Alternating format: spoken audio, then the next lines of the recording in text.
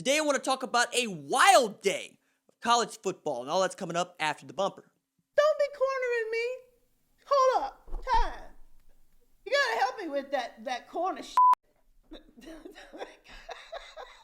What's up, kinfolk? It's RJ Young. I am not on a step mill. Consider hitting the like and subscribe button because I upload a video every single day.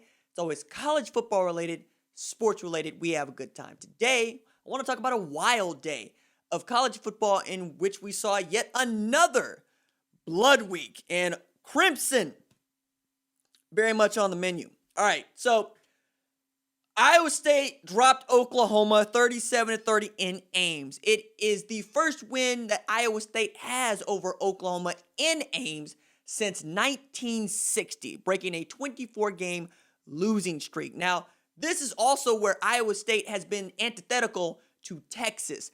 With this win, Iowa State has 7 wins against ranked opponents since 2017.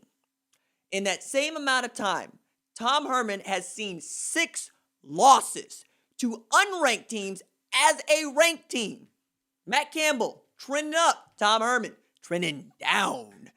Also trending up, Sam Pittman, who takes advantage of Mississippi State coming off of an emotional roller coaster win against LSU last week, in which they beat the defending national champions in their first game with Mike Leach and in LSU's season opener at Tiger Stadium. I don't know that Mississippi State has a better win all year, even if they managed to beat Alabama. That's just going to be up there. KJ Costello broke the SEC record for passing yards in a game with 623, and Kylan Hill also had an outstanding game. Arkansas looked like they might have something in the first half of their opener against Georgia. Stetson Bennett comes in to relieve Dwan Mathis, and Georgia puts some distance between themselves and Arkansas, for which Kirby Smart was going, I don't know what defense that was, because that wasn't my defense, but his defense certainly showed up against Bo Nix, who looked terrible, as Stetson Bennett looks like he's the second coming of Mac Jones, because those two dudes are basically the same guy. You need them to operate the offense, and if they operate the offense, you're going to be fine. That's what happened. Now, with Arkansas beating Mississippi State, Arkansas getting the transitive victory over the defending national champions. I think Arkansas should be ranked. Arkansas is 1-1, so is LSU. They're ranked. Mississippi State is 1-1. They're ranked. Auburn is 1-1. They're ranked. Rank Arkansas, you cowards. That is on the menu.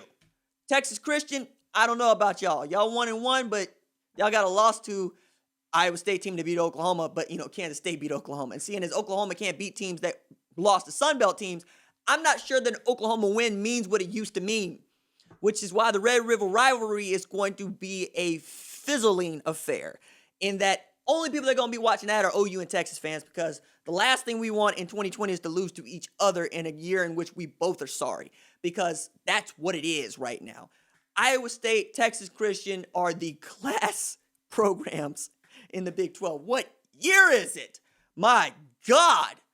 Clemson takes care of business against Virginia. Alabama destroys Texas A&M because Jimbo Fisher continues to steal from Ampersand U. I mentioned that Georgia already got a win over Auburn, and Florida looked like the goods against South Carolina. Florida Kyle out there dealing. That is Kyle Trask to Kyle Pitts. They figure out their defense. Florida ought to be there at the end, but Tennessee also looked really good.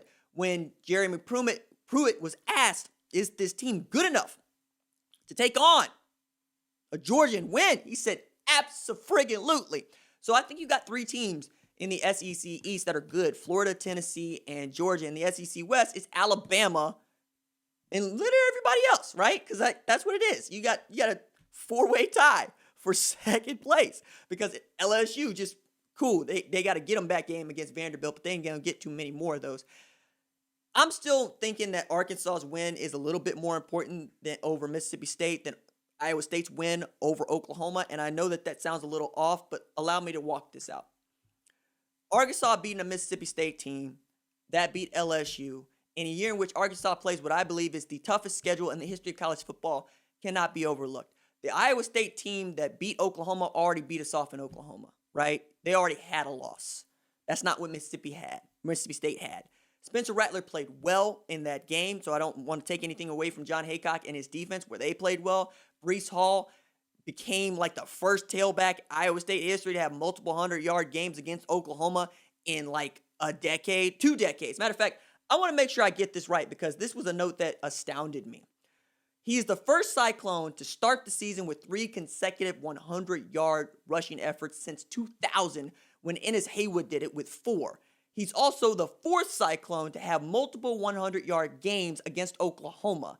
The last one of those was Dwayne Crutchfield, 1980-1981. That's how good Breece Hall is. And he wasn't even the best player in the state of Kansas in the 2019 class. That's Marcus Hicks, who's been on the shelf for Oklahoma at defensive tackle.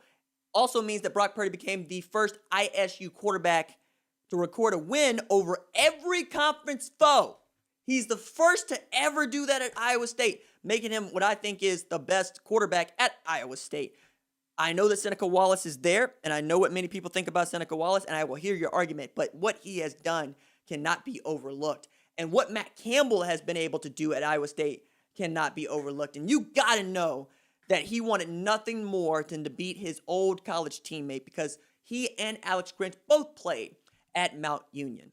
Now, Matt Campbell was an All-American defensive end at Mount Union, but he was going to play at Pitt after having an outstanding career at Massillon. And he wasn't having a good time. And he saw a group of young men in Mount Union sweatshirts running, jogging down the highway. And he said, I want to be a part of that. And that meant joining Larry Karras's program. A Larry Karras program that was one of the best in all of college football. He's legendary. He also produced head coaches Matt Campbell, defensive coordinator Alex Grinch, and head coach Jason Candle of Toledo. In a week where there was no small amount of bloodshed, I'm grateful that we get college football. I'm grateful that we get to talk about it in this way because this wasn't guaranteed. Even though I believe that, Oklahoma fans going to feel like should have opted out because it's the first time that Oklahoma starting 1-2 since 2016, and it is the first time that Oklahoma's lost back-to-back Big 12 games since 1999, right? So it is literally the first time in the 21st century, and we're 20 years in.